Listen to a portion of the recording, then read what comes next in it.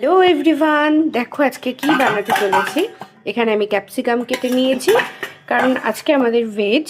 তো সবার জন্য, যেহেতু মারা ভেজ খাবে, তো ভেজই বানাচ্ছি। আর এই দেখো এখানে কর্ন রয়েছে, চিজ, এখানে মোজ্জারেলা চিজ, আর এই হচ্ছে পনির। তাহলে তোমরা গেস করো তো যে কী বানাচ্ছি আমি।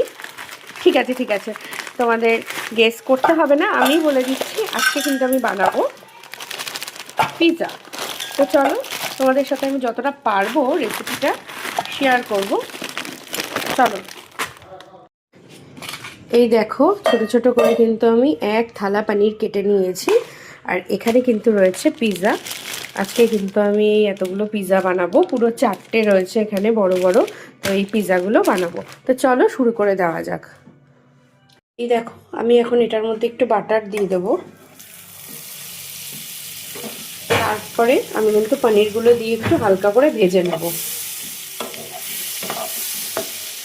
বাটার দিয়ে পনির দিয়ে কিন্তু একটু হালকা করে আমি ভেজে নেব।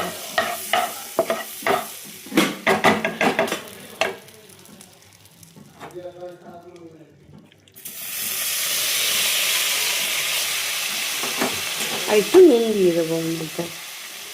এই দেখো, এটা মোটামুটি সাজানো কমপ্লিট হয়ে গেছে। ছোট ছোট করে পনির, ক্যাপসিকাম, কর্ন আর মোজ্জারেলা চিজটা দিয়েছি। এবার কিন্তু আমুলের এই স্লাইস চিজটাও আমি ছিঁড়ে ছিঁড়ে ওপর দিয়ে দেবো।